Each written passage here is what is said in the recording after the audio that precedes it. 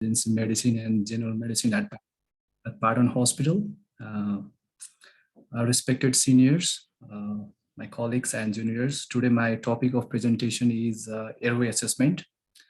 And today the learning objectives of my presentation is to give an overview on different types of airway that the patient present in the emergency department, and we'll focus more on the airway assessment so that we can detect the difficult airway and manage so that it will be helpful for us to manage them accordingly. Regarding the importance of airway assessment, actually your slide in.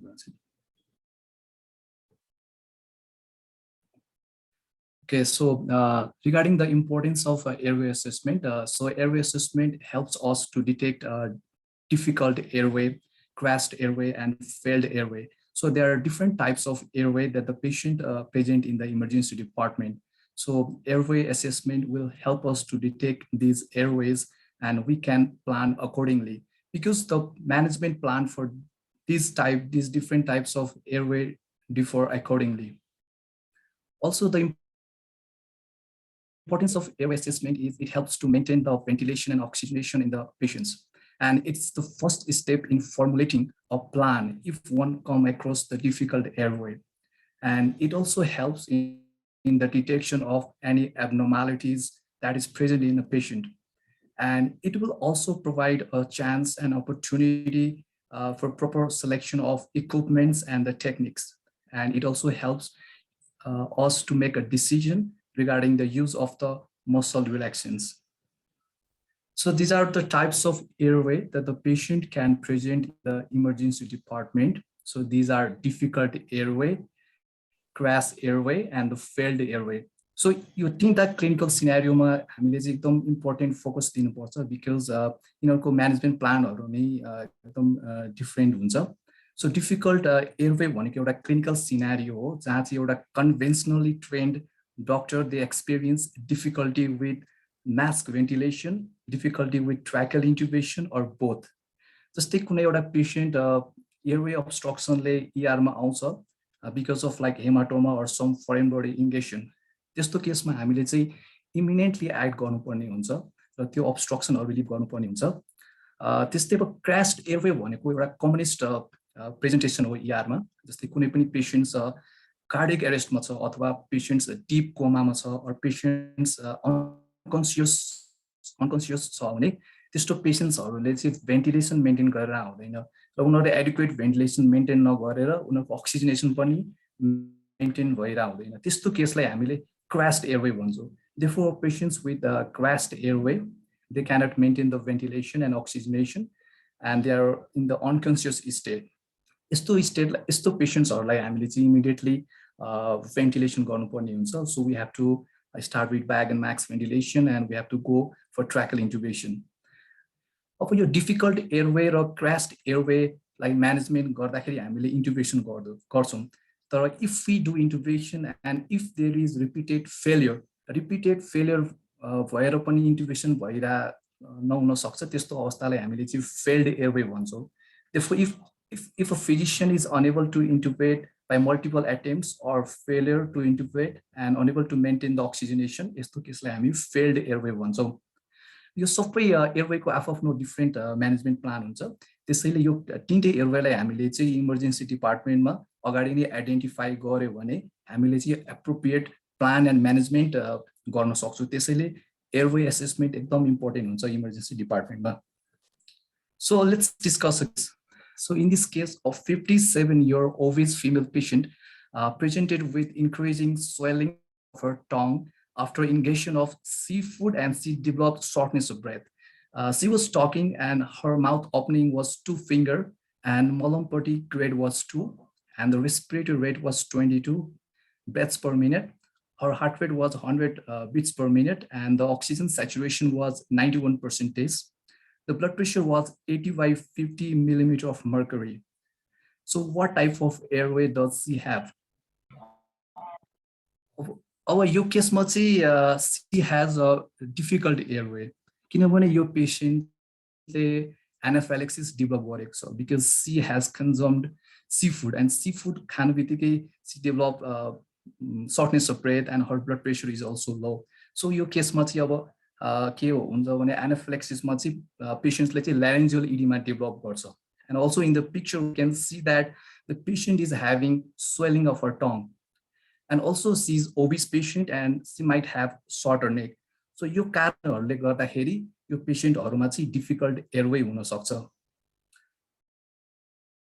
Airway भनेको एउटा commonest presentation हो emergency डिपार्टमेन्टमा किनभने most of the patients unconscious जस्तै difficult अक्सिजनेसन भइरहेको पेशेन्ट्सहरू mostly unconscious भएर आइरहेको हुन्छ र कार्डिक एरेस्ट पनि हामीले कमनली देख्छौँ इआरमा. त्यसैले क्रैश्ड एयरवे चाहिँ एउटा कमनेस्ट प्रेजेन्टेसन नै हो emergency डिपार्टमेन्टमा. So let's discuss another case. A 38-year-old male patient presented with loss of consciousness, and he has history of vomiting of fresh blood, 3 to 4 episodes of fresh blood, and he presented to the ED at 2 p.m. His blood pressure is 80 by 40 millimeter of mercury. The pulse rate is 120 beats per minute, and the oxygen saturation is 79% in room air. So what type of airway does he have? So यो केसमा चाहिँ यो पेशेन्टलाई चाहिँ crashed airway छ किनभने यो पेशेन्टले चाहिँ अब रिपिटेड एपिसोड्स अफ भोमिटिङ छ. यो पेशेन्टले हाइपोभोल्मिया डेभलप गर्यो. हाइपोभोल्मिया डेभलप गर्ने बित्तिकै हाइपोक्सिया भयो होला र हाइपोक्सिक ब्रेन इन्जुरीले गर्दाखेरि यो पेशेन्टले आफ्नो कन्सियसनेस लुज गर्यो. र यस्तो केसहरुमा चाहिँ अब यो क्रैश्ड एयरवे हो किनभने यसमा चाहिँ कुनै अब डिस्टर्सन अफ एयरवे ट्र्याक छैन. सो यो टेबलले चाहिँ different types of airway summarise गर्छ. जस्तै डिफिकल्ट एयरवेमा के हुन्छ भन्दाखेरि पेशेन्टको रेस्पिरेटरी ट्र्याक्ट डिस्टर्टेड हुन्छ तर यो पेशेन्टमा त्यस्तो केही डिस्टर्सन छैन रेस्पिरेटरी ट्र्याक्टमा. त्यसैले यो केस चाहिँ क्रैश एयरवे हो र यो केसमा चाहिँ पेशेन्टले चाहिँ एडुक्वेट भेन्टिलेसन र अक्सिजनेसन मेन्टेन गर्न सकिरहेको छैन र यो केसलाई हामीले इमिडिएटली भेन्टिलेसन गर्नुपर्छ. And another case is of the failed airway. The failed airway भनेको चाहिँ अब डिफिकल्ट एयरवे र क्रैश एयरवे म्यानेज गर्दा गर्दा पनि उनीहरुको एडिक्वेट एयरवे एस्टाब्लिश भइरा छैन भने हामी त्यसलाई चाहिँ फेल्ड एयरवे भन्छौं. So let's talk about the assessment. अब कुनै पनि पेशेन्ट ER मा आउँदाखेरि हामीले त्यसलाई एसेस गर्नुपर्ने हुन्छ. So we should inquire about the history of loss of consciousness. अब unconscious patients हो भने more likely crash airway हुन सक्छ. If the patient has sustained trauma, then त्यो केसमा चाहिँ अब हेमाटोमाले गर्दाखेरि डिफिकल्ट एयरवे हुन सक्छ. एयरवेहरुलाई कम्प्रेस गर्न सक्छ हेमाटोमाले गर्दाखेरि. Foreign body ingestion is another like cause for airway obstruction. कुनै पनि पेशेन्ट अब सीजर पेशेन्टहरुको कुरा गर्दाखेरि during the episode of seizure पेशेन्टले अब ब्रिथ नगर्न सक्छ बिकज अफ मसल कन्ट्र्याक्सन. सीजरको बेला फेरि ग्याग रिफ्लेक्सहरु डिप्रेस्ड हुन्छ र यसले गर्दाखेरि अब patient more chance of aspiration पनि हुन्छ. र पोस्ट इक्टल स्टेटमा अब पेशेन्टहरु अनकन्सियस भयो भने त्यस्तो बेला पनि एयरवेमा डिफिकल्टी आउँछ. There are more chances of aspiration. So हामीले सीजरको हिस्ट्री रुल आउट गर्नुपर्ने हुन्छ. Similarly, if the patient comes in the ER, we have to inquire about the history of intake of drugs, toxin, जस्तै ओपिएड्सहरु खान्छ भने respiratory depression गर्छ, ventilation ड्राइभहरु उनीहरु decrease गर्छ. त्यस्तै बेन्जोडाइजेपिन्स, बार्बिचुएट्सहरु सबै यो रेस्पिरेटरी डिप्रेसनहरु गर्छ. So we have to inquire about this drugs. अब एक्युट बर्नको पेशेन्ट्स हो भने ल्यारिन्जियल इडिमा हुन्छ. त्यसले गर्दाखेरि अब डिस्टर्सन अफ एयरवे ट्र्याक गरिदिन्छ अनि यसले गर्दाखेरि डिफिकल्ट एयरवे हुन सक्छ. तर क्रोनिक बर्नको पेशेन्ट्सहरुमा चाहिँ यसले गर्दा कन्ट्र्याक्चर्सहरु डेभलप गर्न सक्छ. यदि हेड एन्ड नेक रिजनमा छ भने त्यसले चाहिँ ल्यारिङ्स ट्र्याकियाहरुलाई अब कम्प्रेस गरेर डिफिकल्टी एयरवे गराउन सक्छ. एनाफाइलेक्सिस अहिलेको केस डिस्कस गरे जस्तै एनाफाइलेक्सिस भयो भने पेशेन्ट्सहरुमा अब ल्यारिन्जियल इडिमा डेभलप हुन्छ, स्वेलिङ अफ टङ हुन्छ. यसले गर्दाखेरि अब डिफिकल्ट एयरवे गराउन सक्छ. त्यस्तै infections are most important another cause of like airway like obstruction. जस्तै पेरिटोन्सिलर एब्सेसहरु भयो, रेटोफ्रेन्जियल एब्सेसहरु भयो भने चाहिँ यिनीहरु चाहिँ एयरवे ट्र्याक्टहरुमा obstructionहरु गराएर डिफिकल्ट एयरवे गराउँछ. अब चिल्ड्रेनको गर्नु पर्दाखेरि the most important cause of airway obstruction in children and इन्फेन्ट्स भनेको फरेन बडी इंगेशन हो. त्यसैले हामीले यसलाई जहिले पनि रुल आउट गर्नुपर्छ.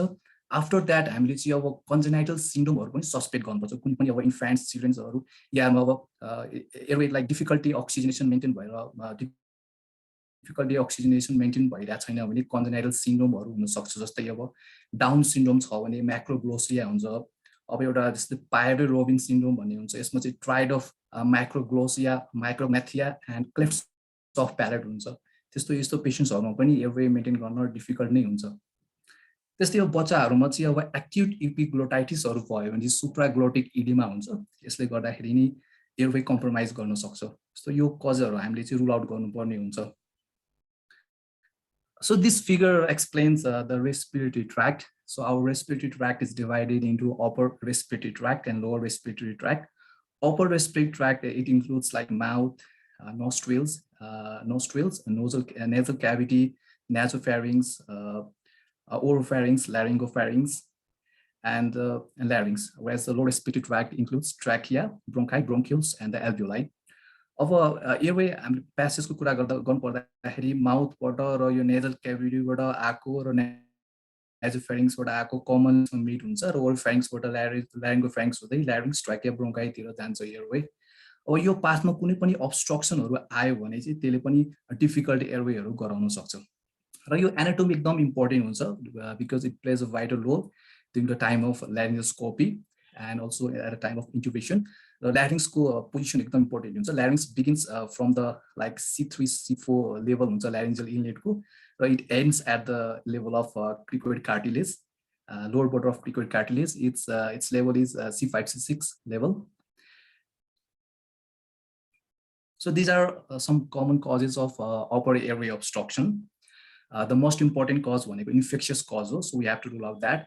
Tonsillitis, peritonsillar abscess, pretracheal abscess, epiglottitis or VNC, it will cause like obstruction. Airway passage ma obstruction and they ultimately lead to difficult airway.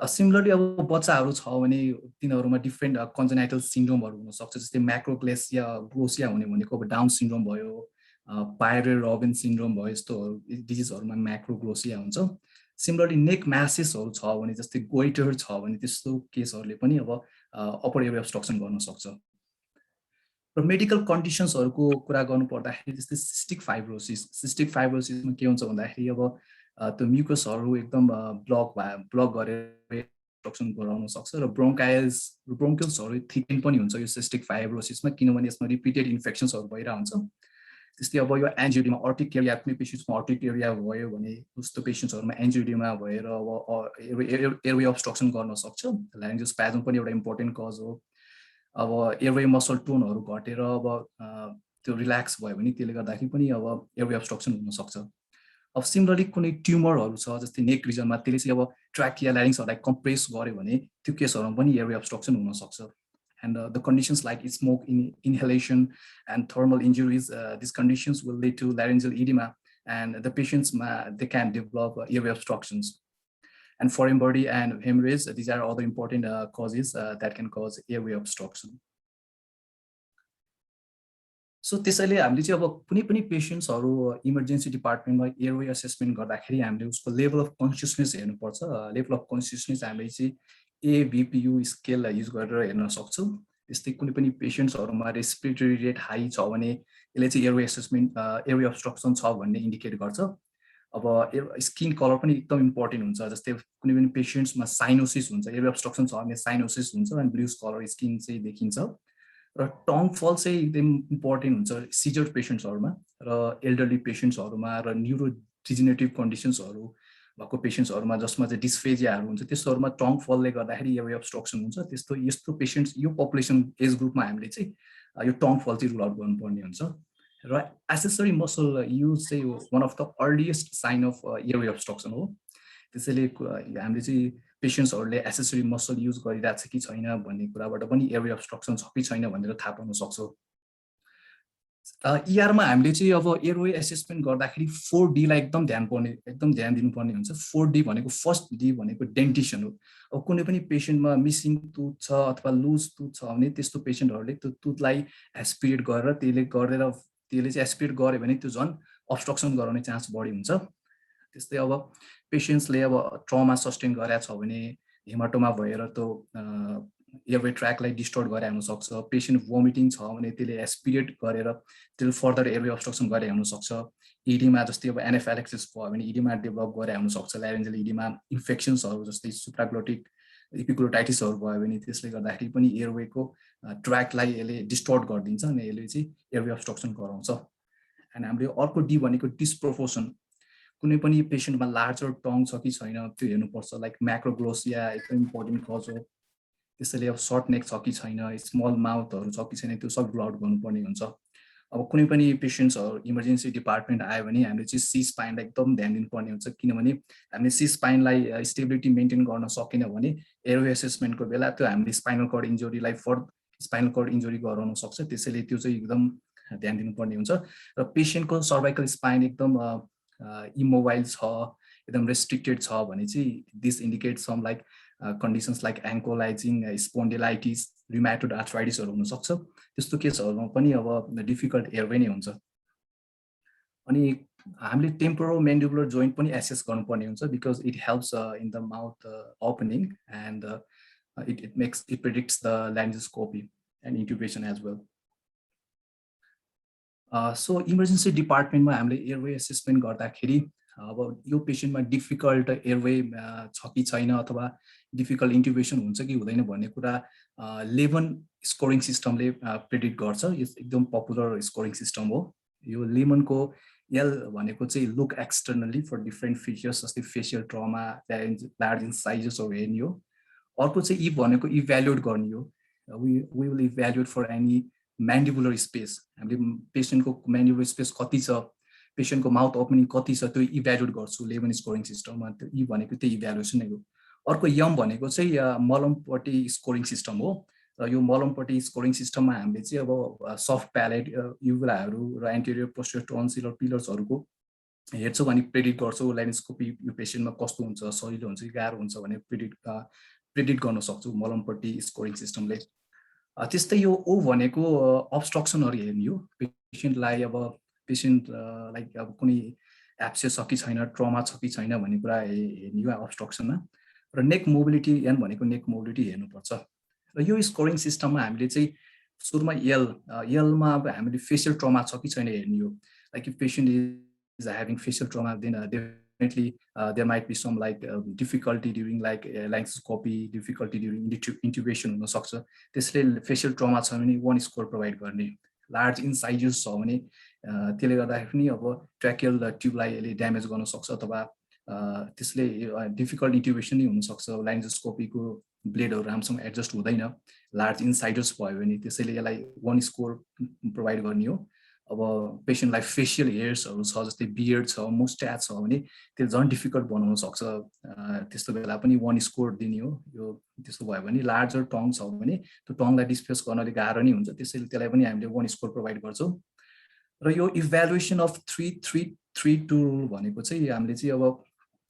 यो हैन फर्स्ट 3 भनेको चाहिँ अब फर्स्ट 3 रुलले चाहिँ माउथ ओपनिङ एडिक्वेट छ कि छैन भनेर हेर्छ जस्तै हामी नर्मली कुनै पनि पेशेन्ट्सको द डिस्टेन्स बिट्विन नर्मली कुनै पनि पेशेन्टले आफ्नो माउथ भित्र बिट्विन द 2 इन्साइजेस आफ्नो तीनटा फिंगर्स चाहिँ अटाउन सक्छ के तर यदि अब कुनै पनि पेशेन्ट्सले अब माउथ ओपन गर्दाखेरि उसको लेस देन 2 फिंगर्स मात्रै अटिरहेछ भने उसको माउथ ओपनिङ एडिक्वेट छैन अनि यसले गर्दाखेरि पछि ल्यारिन्गोस्कोपीमा र इन्ट्युबेसनमा प्रब्लम आउन सक्छ त्यसैले लेस देन 3 भयो भने 1 स्कोर गर्ने हो र अर्को 3 भनेको चाहिँ अब यसले चाहिँ म्यान्डिबुलर स्पेस हेर्छ जस्तै अब म्यान्डिबुलर स्पेस किन इम्पोर्टेन्ट हुन्छ भन्दाखेरि त्यो टङ डिस्प्लेस गर्दाखेरि ल्यारिन्गोस्कोपीको बेला यदि म्यान्डिबुलर स्पेस एडिक्वेट छैन भने त्यो अलि गाह्रो नै हुन्छ त्यसैले अब म्यान्डिबुलर स्पेस एडिक्वेट छ कि छैन हामीले हेर्नलाई हामीले चाहिँ यो 3 फिंगर रुल एप्लाई गर्छौं यसमा चाहिँ के गर्छ भन्दाखेरि the distance between the tip of mentum यो मेन्टम हो टिप अफ मेन्टम र यो हायोड बोन भनेको यो चिन नेक जंक्सनमा हुन्छ यो डिस्टेन्स बिट्विन हायोड बोन र टिप अफ मेन्टममा पेशेन्टको तीनटा फिंगर्स अट्नुपर्छ यदि तीनटा फिंगर्स अटेन भने the patient does not have adequate mandibular space and problems might arise during the laryngoscopy त्यो कुरा बुझ्नुपर्छ र लेस देन 3 छ भने हामीले 1 स्कोर प्रोवाइड गर्छौं र अर्को 2 रुल भनेको चाहिँ the another 2 rule it helps to assess the relation of the glottis in relation to the base of the tongue glottis भनेको यो ओपनिङ अफ ल्यारिङ्सको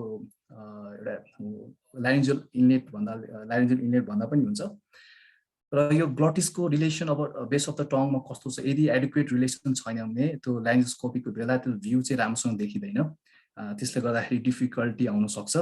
नर्मली यसलाई कसरी एसेस गर्ने भन्दाखेरि the distance between the hyoid bone भनेको chin neck जङ्सनमा हुन्छ, the distance between the hyoid bone and the thyroid notch भनेको एडम्स एप्पल हो, यो most prominent part of larynx हो। त्यो स्पेसभित्र चाहिँ पेसेन्टको दुईटा फिङ्गर्स अट्नुपर्छ। यदि त्यो अटेन भने the relation of the glottis is not proper with the base of the tongue, and the patient might experience difficulty with laryngoscopy भने बुझ्नुपर्छ।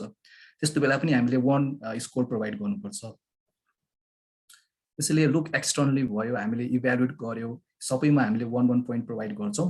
र मलमपट्टि स्कोर भनेको चाहिँ के हो भन्दाखेरि हामीले चाहिँ मलमपट्टि स्कोर चाहिँ पेसेन्टलाई उसको माउथ ओपन गर्न लाउने, अनि हामीले नेकेड आईले चाहिँ हेरेर भिजुअली इन्स्पेक्ट गर्नुपर्ने हुन्छ। यदि हामीले पेसेन्टको सबै कुरा देखिरहेको छ, जस्तै सफ्ट प्यालेट, फाउसेस भनेको एउटा न्यारो प्यासेज हो that starts from the mouth and that continues into the pharynx and it lies between the soft palate and the base of the tongue. So यदि पेसेन्टले हामीले हेर्दाखेरि पेसेन्टको सफ्ट प्यालेट देखिरहेछ, fauces देखिरहेछ, उभुला देखिरहेछ, anterior and posterior pillars देखिरहेछ भने हामीले यसलाई क्लास 1 भन्छौँ। But if the patient, we are only able to visualize the soft palate, fauces, uvula, and the pillars are not visible, then in that case, we will grade as class 2. Whereas in the class 3, we will only visualize the soft palate and the base of the uvula. The class 4 the soft palate पनि देखिदैन। त्यसैले class 4 छ भने चाहिँ it's a sign that the patient is going to have difficult laryngoscopy and difficult intubation. यस्तो बेला चाहिँ हामीले चाहिँ 1 point provide गर्छौँ यो Lehane scoring system मा। Therefore, if Malam-Purdy score is greater than 3, we provide 1 score. त्यस्तै हामीले अब अब्स्ट्रक्सनहरु हेर्छौँ, अब जस्तै अब इपिग्लोटाइटिसहरु छ, पेरिटोन्सिलर एब्सेसहरु छ, ट्रमा छ भने अब त्यस्तै ट्रमाले गर्दा हेमाटोमा भएको छ भने त्यस्तो केसमा पनि 1 स्कोर प्रोभाइड गर्छौँ। र नेक मोबिलिटी कसरी हेर्ने भन्दाखेरि पेसेन्टलाई बस्न लाउने, पेसेन्टलाई आफ्नो चिनले चेस्टलाई छुन लाउने, अनि त्यसपछि पेसेन्टलाई स्लोली आफ्नो टाउको एक्सटेन्ड गर्न भन्ने एन्ड सिलिङतिर हेर्न भन्ने। So if the पेसेन्टले अब आफ्नो चिन चाहिँ चेस्टले टच गर्न सक्छ र सिलिङतिर मजाले हेर्न सक्छ भने the patient is having adequate neck mobility. यस्तो छैन भने अब पेसेन्टलाई जस्तै रुमेटोइड आर्थराइटिसको पेसेन्ट्सहरु, एङ्कोलाइजिङ स्पोन्डिलाइटिसको पेसेन्ट्सहरुमा लिमिटेड नेक मोसन हुन्छ, त्यस्तो बेला चाहिँ हामीले 1 स्कोर प्रोभाइड गर्नुपर्छ। त्यसैले अब Lehane स्कोरिङ सिस्टमको टोटल स्कोर 10 हुन्छ, जति धेरै स्कोर भयो त्यति नै गाह्रो हुन्छ इन्टिभेसनको बेला भन्ने कुरा बुझ्नुपर्छ। र यसको बेस्ट स्कोर भनेको 0 भएको स्कोर भएको पेसेन्टमा इन्टिभेसन एकदम राम्रो हुन्छ भन्ने कुरा बुझ्नुपर्छ हामीले। र यो Lehane स्कोरिङ सिस्टमको लेभल अफ एभिडेन्स 2C छ। अब लेभल अफ एभिडेन्स भनेको अब जस्तै कुनै पनि अब कुरालाई हामीले कुनै पनि मेटा एनालिसिसले सपोर्ट गर्छ भने त्यसको लेभल अफ एभिडेन्स एकदम हाई हुने भयो, त्यसलाई हामी लेभल 1 भन्छौँ। अब क्लिनिकल ट्रायल्सहरुले त्यो रिसर्चको फाइन्डिङ्सहरु सपोर्ट गर्छ भने हामी त्यसलाई लेभल अफ एभिडेन्स 2 भन्छौँ। इफ लाइक एक्सपेरिमेन्टल स्टडिज छ तर नन आरसिटिजहरुले त्यो कुरालाई सपोर्ट गर्छ भने त्यसलाई हामी लेभल 3 भन्छौँ। लेभल 4 भनेको चाहिँ अब case like non experimental studies like descriptive studies भयो, केस सिरिजहरु भयो भने त्यसलाई लेभल 4 भन्छौँ। केस रिपोर्ट भनेको एकदम लोएस्ट लेभल अफ एभिडेन्स हो, यसलाई 5 भनिन्छ। अब त्यस्तै अब एबिसी भनेर छ, अब ग्रेड 1 बाट आएको एभिडेन्सलाई हामीले ए भनियो, जस्तै अब 2, 3, 4 बाट आएको एभिडेन्स त एकदम कन्सिस्टेन्ट छ, त्यसलाई हामी ग्रेड बी भन्छौँ। यसरी हामी एबिसी मा ग्रेडिङ पनि गर्छौँ। त्यसैले यो Lehane स्कोरिङ सिस्टमको चाहिँ यो एकदम राम्रो छ। यसको एभिडेन्स चाहिँ लेभल 2C बाट आएको छ, यसको लेभल अफ एभिडेन्स 2C हो। क्लिनिकल ट्रायल्सहरुबाट यसको लेभल अफ एभिडेन्स हामीले भेटाउन सक्छौँ। सो यो स्लाइडमा चाहिँ त्यही देखाइरहेको, we can see that it's a assessment for mouth opening. So patient को 3टा फिंगर्सहरु अटिरहेछ, त्यसैले यो पेशेन्टको चाहिँ एडुक्वेट माउथ ओपनिङ छ, त्यसैले यो पेशेन्टको इन्टिभेसन ल्यारिङ्गोस्कोपी गर्दाखेरि त्यस्तो गाह्रो चाहिँ हुँदैन। अर्को इम्पोर्टेन्ट क्राइटेरिया जौ प्रोट्रुजन टेस्ट हो। जौ प्रोट्रुजन टेस्टले पनि हामी कुनै पनि बिरामीलाई डिफिकल्टी ल्यारिङ्गोस्कोपी अथवा डिफिकल्टी इन्टिभेसन हुन्छ भन्ने कुरा बुझ्न सक्छौँ, एसेस गर्न सक्छौँ। यो स्कोरमा चाहिँ के हुन्छ भन्दाखेरि जस्तै क्लास 1 मा चाहिँ low incisors can protrude anterior to the upper incisors, यस्तो छ भने यसलाई हामी क्लास ए भन्छौँ। यदि low incisors can just be brought edge to edge with upper incisors, then यो केसमा हामी क्लास बी भन्छौँ। क्लास सी भनेको चाहिँ low incisors cannot be brought edge to edge with the upper incisors र class B र class C चाहिँ एकदम डिफिकल्ट भन्दाखेरि डिफिकल्ट लाइन्जोस्कोपी हुन्छ भन्ने कुरा प्रेडिक्ट गर्छ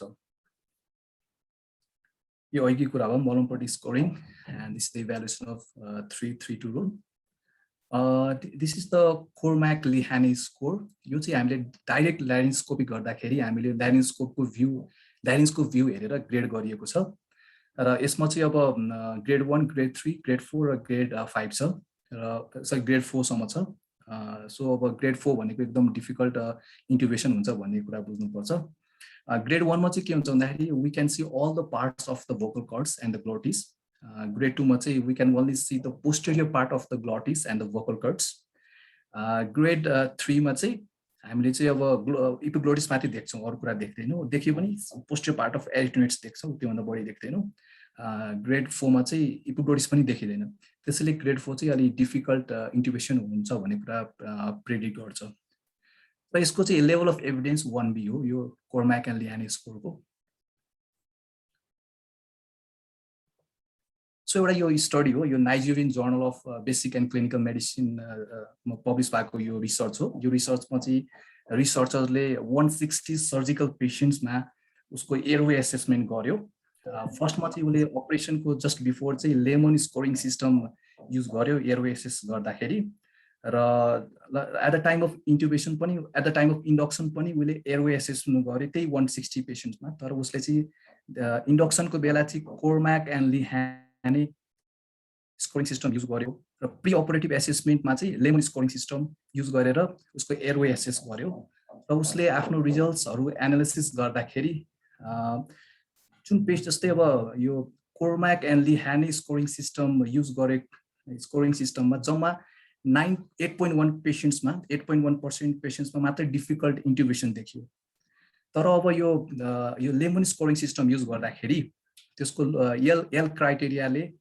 अब एल क्राइटेरियाको जस्तै facial trauma has sensitivity of detecting difficult intubation 99.1% आयो त्यस्तै लार्जर इन्साइजर्सको 96.6% आयो अनि प्रेजेन्स अफ फेसियल हेयर्सको जस्तै 92.5% सेन्सिटिभिटी आयो र यो रिसर्चले के देखायो भन्दाखेरि कम्बिनेसन हामीले डिफ्रेन्ट प्यारामिटर्सहरू कम्बाइन गर्यो भने त्यसले चाहिँ बढी प्रेडिक्ट गर्दो रहेछ यो एयरवे डिफिकल्ट एयरवे डिटेक्सनको लागि भनेपछि यो लेमन स्कोर चाहिँ डिफ्रेन्ट प्यारामिटर्सहरू यसले युज गर्छ त्यसैले चाहिँ लेमन स्कोर चाहिँ सुपेरियर छ है यो कोर्म्याक एन्ड लिहानेभन्दा डिफिकल्ट इन्ट्युबेसन डिटेक्ट गर्नलाई भन्ने कुरा यो रिसर्चले देखायो So so the ultimate finding of this research shows that Lehane scoring system is superior in comparison to Cormack and Lehane for detecting difficult intubation. This is the upper bite test, upper lip bite test. By following this test, we can also predict difficult intubation and laryngoscopy. So, इसमें class 1 में चाहिँ के हुन्छ भन्दाखेरि the patient can bite their upper lip above the vermilion line. यो चाहिँ class 1 हो vermilion line भन्दा माथि यो पेशेन्टले आफ्नो upper lip लाई bite गर्न सक्छ therefore this is the class 1. class 2 मा के हुन्छ भन्दाखेरि upper lip मा bite गर्छ तर just below the vermilion line अनि class 3 मा चाहिँ यो पेशेन्टले आफ्नो upper lip लाई bite गर्न सक्दैन त्यसैले class 2 and class 3 they are associated with a difficult intubation अथवा difficult laryngoscopy. ER मा हामीले ब्याक एन्ड म्याक्स भेन्टिलेसन पनि गरिरहन्छौँ त्यसैले we should also know some factors that are associated with difficult back and max ventilation जस्तै अब त्यसको लागि एउटा निमोनिक छ MOANS भन्ने निमोनिक छ यम भनेको मास्क सिल हो सो अब पेशेन्टलाई अब राम्रोसँग मास्क सिल एटेन्ड गर्न सकेन भने त्यस्तो केसहरुमा पनि राम्रोसँग ब्याक एन्ड म्याक्स भेन्टिलेसन हुँदैन जस्तै अब पेशेन्टलाई अब फेसियल हेयर्सहरु लामो बियर्ड छ मुस्टाचहरु छ अनि त्यसमै मास्क फिट हुनले गाह्रो हुन्छ अब पेशेन्टको अब फेस सोलन छ त्यस्तो केसहरुमा पनि गाह्रो हुन्छ फेस मास्क त्यो राम्रोसँग फिट हुन पेशेन्ट्सको लागि एब्नर्मल फेस छ जस्तै कुनै पेशेन्टमा माइक्रोमेक्थिया छ कुनै पेशेन्ट्सको लाइक ज धेरै ठुलो छ जस्तै एक्रोमेगालीहरुमा त्यस्तो केसहरुमा चाहिँ अलि डिफिकल्ट हुन सक्छ ब्याक एन्ड मास्क त्यो मास्क राम्रोसँग फिट हुँदैन त्यस्तै ओबिस पेशेन्ट छ भने चाहिँ उसमा एक्सेस सफ्ट टिस्यु हुन्छ त्यसले गर्दाखेरि एयरवे फ्लोमा प्रब्लम आउन सक्छ पेशेन्ट्स अब elderly patients like greater than 55 years. So there is loss of tissue elasticity. त्यस्तो बेलामा पनि त्यस्तो पेशेन्ट्सहरुमा पनि अब टोनहरु घटेको कारणले गर्दाखेरि अब एडुकेट मास्क एन्ड भेन्टिलेसन हुन सक्छ। अब त्यो छैन भने त्यो मास्क राम्रोसँग फिट हुँदैन। सो अनि अर्को यस भनेको स्टिफ लङ हो। जस्तै अब patients with asthma patients and COPD patients, they have like increased airway resistance. यस्तो केसमा हामीले चाहिँ अलि बडी त ब्याकिङ गर्दाखेरि अलि बडी प्रेसर लाउनु पर्ने हुन्छ because they have increased pressure. त्यस्तै अब पल्मोनरी इडिमा छ भने लङ्सहरु एकदम स्टिफ हुन्छ। त्यस्तो बेला पनि हामीले ब्याकिङ गर्दाखेरि अब धेरै प्रेसर लाउनु पर्ने हुन्छ। So these are the some factors that predict difficult bag and max ventilation. हामीले अब ER मा सुप्राग्लोटिक डिभाइसेसहरु पनि युज गरेर आउँछौं। जस्तै लारिन्जियल मास्क एयरवे, जस्तै कुनै पेशेन्ट्समा अब ब्याग एन्ड मास्क पनि भइरा छैन, इन्ट्युबेसन पनि भइरा छैन भने त हामीले अब लारिन्जियल मास्क एयरवे तिर जानु पर्यो। त्यस्तो केसहरुमा पनि अब डिफिकल्टी कसरी आउँछ भन्ने कुरा चाहिँ रोड्स भन्ने फर्मुलाले एकदम समराइज गरेको छ। जस्तै रोड्सको आर भनेको चाहिँ अब के हो भन्दाखेरि रेस्ट्रिक्टेड माउथ ओपनिङ हो। ओ भनेको ओबेसिटी हो, अभियसली दुईटा भयो भने डिफिकल्ट हुन्छ। अर्को चाहिँ डिस्टर्टेड अर disrupted airway हो। यो केस पनि भयो भने चाहिँ अलि डिफिकल्ट नै हुन्छ त लारिन्जियल मास्क एयरवे हाल्दाखेरि। स्टिफ लङ्स अथवा स्टिफ सर्वाइकल स्पाइन छ भने पनि अब लारिन्जियल मास्क एयरवे हाल्दा डिफिकल्टी नै आउँछ। अब सपोज अब पेशेन्टले अब ब्याग एन्ड मास्क भेन्टिलेसन गर्दा पनि भएन, ट्र्याकियल इन्ट्युबेसन त भएन, त्यसपछि लारिन्जियल मास्क हाल्दा पनि भएन भने लास्ट अप्सन हाम्रो क्रिकोथाइरोटोमी हुन्छ। अब क्रिकोथाइरोटोमी गर्दाखेरि पनि विभिन्न डिफिकल्टी आउन सक्छ। त्यसैले हामीले चाहिँ डिफरेन्ट फ्याक्टर्सहरु जसले cricothyrotomy difficult बनाउन सक्छ, त्यसले हामीले सर्ट भन्ने फर्मुलाले समराइज गरेको छ। So if the patients have like a surgery or other surgery around the head and neck region or airway obstruction छ भने, other airway obstruction छ भने त्यस्तो पेशेन्ट्सहरुमा पनि डिफिकल्टी आउन सक्छ क्रिकोथाइरोटोमी को बेला। हेमाटोमा छ भने अब इन्फेक्सन्सहरु भएर अथवा ट्रमा भएर हेमाटोमा छ भने त्यो केसमा पनि अलि डिफिकल्ट नै हुन्छ। ओबेसिटी भयो भने अब एक्सेसिभ सफ्ट टिस्यु हुन्छ, त्यसले गर्दाखेरि क्रिकोथाइरोटोमी अभियसली गाह्रो नै हुन्छ। रेडिएसनहरु भएको छ भने फाइब्रोसिसहरु गराएर क्रिकोथाइरोटोमी गर्दाखेरि अलि प्रब्लम आउन सक्छ। So these are the like some poor predictors of cricothyrotomy. अब हामीले यो एयरवे असेसमेन्ट गर्दाखेरि अब पेडियाट्रिक पेशेन्ट्समा अलिकति डिफरेन्ट हुन्छ, किनभने paediatric airway somehow differs from the like adult airway. अब कुन कम्पोनेन्टमा डिफरेन्ट हुन्छ भन्दाखेरि अब जस्तै पेडियाट्रिक पेशेन्ट्सको they have smaller larynx and also like the nervous portion of the nervous part of the airway in the pediatric patients is cricoid cartilage just below the glottis, like subglottic region चाहिँ एकदम narrowest हुन्छ pediatric patients मा। तर adult patients मा चाहिँ glottic opening चाहिँ some the narrowest part हुन्छ भने pediatric मा चाहिँ subglottic। अनि pediatric patients को epiglottis अलि larger र narrower हुन्छ। उनीहरुको head र occiput पनि एकदम proportionally larger नै हुन्छ, tongue पनि अलि proportionally larger हुन्छ, neck चाहिँ short हुन्छ। Larynx say they are more anterior and cephalad, and adenoids are also like larger in those patients. And pediatric patients ma ke huncha bhandakari there's more risks of mainstem intubation, किनभने उनीहरुको neck चाहिँ सानो हुन्छ अनि ट्र्याकिया र ब्रोन्कोस पनि सानो हुन्छ, त्यसैले इन्ट्युबेसन गर्दाखेरि राइट अथवा लेफ्ट ब्रोन्काइमा जान सक्छ।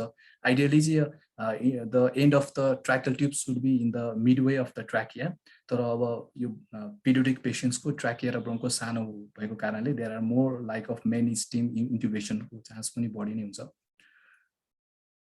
अब यो बच्चाहरुको एयरवे एसेस गर्दाखेरि हामीले चाहिँ अब यो धेरै पपुलर त छैन, त्यो पनि अब यो एप्लाई गर्न सकिन्छ। जस्तै कुपर इन्डेक्सको सी भनेको चिन हो, चिन हामीले साइड भ्यूबाट हेर्ने हो। जस्तै अब पेशेन्टको चिन चाहिँ एकदम नर्मल छ भने हामीले स्कोर 1 गर्छौं, इफ मोडरेटली हाइपोप्लास्टिक छ भने 2 गर्छौं, एकदम मार्कली हाइपोप्लास्टिक एक्सट्रिमली हाइपोप्लास्टिक छ भने जस्तै 4 गर्छौं। जस्तै एउटा सिन्ड्रोम छ जस्तै ट्रिचर कोलिन्स सिन्ड्रोम छ, यसमा चाहिँ म्यान्डिबुलर हाइपोप्लेसिया हुन्छ। यस्तो बिरामीहरुमा चाहिँ अब त्यो एयरवे म्यानेजमेन्ट गर्दा गाह्रो नै हुन्छ। ओ भनेको ओपनिङ अफ माउथ हो, जस्तै अब ग्रेटर देन 40 mm छ भने हामी 1 स्कोर गर्छौं, 20 to 40 mm छ भने हामी 2 स्कोर गर्छौं, इफ 10 to 20 छ भने 3, if less than 10 mm we score as 4। त्यस्तै अब प्रिभियस इन्ट्युबेसन भेरी इम्पोर्टेन्ट हुन्छ, प्रिभियस इन्ट्युबेसन र obstructive sleep apnea। सो एउटा रिसर्च जस्तै यो रिसर्च आर्टिकल हो जहाँ चाहिँ यो systematic review and Meta analysis गरेको थियो। यो रिसर्च आर्टिकलमा के देखायो भन्दाखेरि difficult intubation was 3.46 fold higher in the sleep apnea patients in comparison to non-sleep apnea patients. So यो सिस्टमेटिक रिभ्यू र मेटा एनालिसिसले के देखायो भन्दाखेरि obstructive sleep apnea हुने पेशेन्ट्सहरुमा डिफिकल्ट इन्ट्युबेसन हुन्छ अथवा मास्क भेन्टिलेसन हुन्छ अथवा दुईटै डिफिकल्ट हुन सक्छ भनेर देखाएको छ। त्यसैले यो स्कोरिङ सिस्टममा obstructive sleep apnea पनि राखेको छ। त्यसैले यदि बच्चाहरुमा अब previous history of obstructive sleep apnea छ भने त्यसलाई अलि हायर स्कोरिङ गरेको छ यो स्कोरिङ सिस्टमले। यो स्कोरिङ सिस्टमको यु भनेको युबुला हो। यो मलमपट्टी भन्दा अलि फरक छ किनभने मलमपट्टीमा हामीले यो सफ्ट प्यालेटलाई बढी फोकस गरेर हुन्छौं। यो स्कोरिङ सिस्टममा चाहिँ युबुलालाई बढी फोकस गरेर आछ। त्यसैले if the tube of युबुला is visible we like score as 1। युबुला अलि पार्शियली मात्रै भिजिबल छ भने हामी 2 स्कोर गर्छौं। युबुला देखिएन सफ्ट प्यालेट मात्रै देखियो भने यसलाई हामी 3 स्कोर गर्छौं र सफ्ट प्यालेट पनि भिजिबल छैन भने हामी स्कोर 4 गर्छौं। र यो पेशेन्टमा चाहिँ अब रेन्ज अफ हेड मोसन हेरिन्छ। पेशेन्टलाई अब तल हेर्न लाउने माथि हेर्न लाउने उसको एंगल क्याल्कुलेट गर्ने। इफ ग्रेटर देन 120 छ भने 1 स्कोर गर्ने, 60 to 120 छ भने 2 स्कोर गर्ने, 30 to 60 छ भने 3 स्कोर गर्ने, लेस देन 30 छ भने 4 स्कोर गर्ने। र यसको टोटल स्कोर 5 to 7 छ भने एकदम नर्मल इन्ट्युबेसन हुन्छ भन्ने हामीले अनुमान लगाउन सकिन्छ यो paediatric पेशेन्टमा।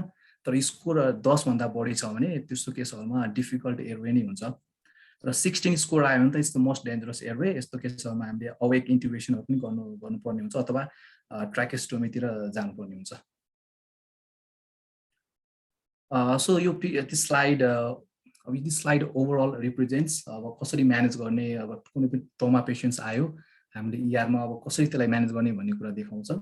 So the most important is हामीले यो सर्वाइकल स्पाइनलाई चाहिँ एकदम ध्यान दिनुपर्ने हुन्छ किनभने एयरवे एसेसमेन्ट गर्दाखेरि हामीले सर्वाइकल स्पाइनलाई मेन्टेन गर्न सकेन भने स्पाइनल कर्ड इन्जुरी हुन सक्छ। त्यसपछि हामीले अब लुक लिसन र फिल भन्ने एप्रोच फलो गर्छौं ट्रमा पेशेन्ट्सको एयरवे एसेसमेन्ट गर्दाखेरि ER मा।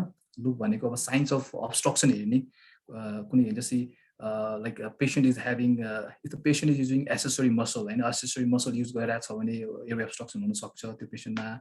if the patient को स्किन कलर ब्लू छ भने त्यो पेशेन्टमा अब एयरवे obstruction हुन सक्छ त्यो हेर्ने।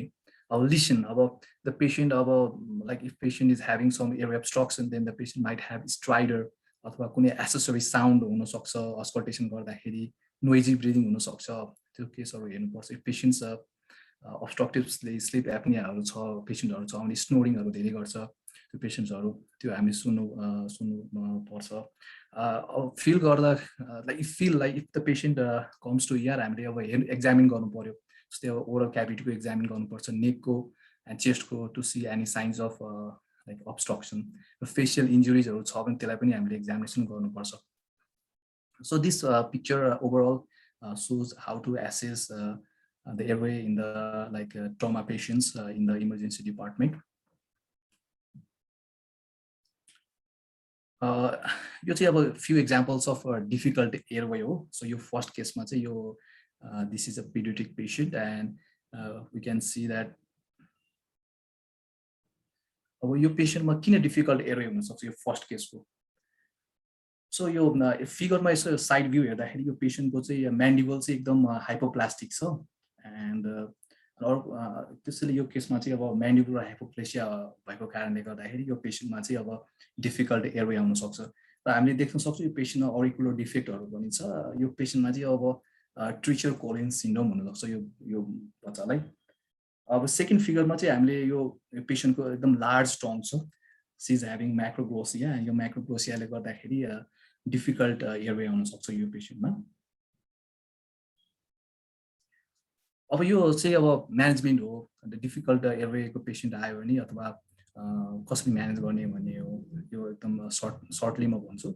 जस्तै कुनै पनि पेशेन्ट अनकन्सियस अथवा ग्यास्पिङ पेशेन्ट ER मा आयो अथवा त्यो पेशेन्ट कार्डियक एरेस्टमा छ भने त्यस्तो केसलाई हामीले इमिडिएटली भेन्टिलेट गरिहाल्नुपर्छ किनभने त्यस्तो पेशेन्ट्सहरुको भेन्टिलेसन र अक्सिजनेसन दुईटै एफेक्टेड हुन्छ। त्यसैले हामीले अब आउने बित्तिकै ब्याग एन्ड मास्क गर्नु पर्यो, भेन्टिलेसन गर्नु पर्यो, त्यसपछि ट्र्याकियल इन्ट्युबेसन गर्नु पर्यो। अब पेशेन्ट अलरेडी अनकन्सियस छ, त्यस्तो पेशेन्ट्सहरुमा अब मसल रिल्याक्सेन्स अब इन्डक्सन एजेन्ट्सहरु एभोइड गरे पनि हुन्छ किनभने त्यस्तो केसहरुमा ट्र्याकियल ट्युब स्मुथली पास हुन सक्छ। त्यो चाहिँ अलि फरक छ। जस्तो यस्तो केसमा हामीले र्यापिड सिक्वेन्स नगरे पनि हुन्छ क्र्यास एयरवे म्यानेज गर्दाखेरि। अब पेशेन्ट्सहरु अब कन्सियस नै छ, पेशेन्ट कार्डियक एरेस्टमा छैन तर उसको अक्सिजनेसन मेन्टेन भएको छैन भने त्यो डिफिकल्ट एयरवेको केस हुनसक्छ। त्यो पेशेन्टमा सपोज कुनै अब्स्ट्रक्सन हुनसक्छ, त्यो केस हामीले एक्सप्लोर गर्नुपर्ने हुन्छ, इमिडिएटली त्यो केसलाई रिलिभ गर्नुपर्ने हुन्छ, त्यसपछि इन्ट्युबेसन गर्नुपर्ने हुन्छ। र यदि अब फेल्ड एयरवे र सरी यो अब डिफिकल्ट एयरवे र क्रास एयरवे म्यानेज गर्दाखेरि मल्टिपल फेलियरहरू आयो भने हामी यो फेल्ड एयरवेतिर जानुपर्छ। अनि पेशेन्टमा अनकन्सियस यो पेशेन्टमा क्रास एयरवे पनि छैन, डिफिकल्ट एयरवे पनि छैन भने हामीले चाहिँ ऱ्यापिड सिक्वेन्स इन्ट्युबेसन पनि गर्न मिल्छ। सो यो this is the overview of like airway management in the ER patients. So the summary of today's presentation we learned is that we learned the different types of airway. Just we learned about crashed airway, we learned about difficult airway and the failed airway. ER ma chai aba Lehane scoring system very important huncha, यसको अब level of evidence to see पनि छ, अनि यसको different स्टडीले यो Superior पनि देखाएको छ, त्यसले हामीले लेमन स्कोरिङ सिस्टम युज गर्नुपर्छ। र यो ब्यालमपट्टि स्कोर यो लेमन स्कोरिङ भित्रै आउँछ।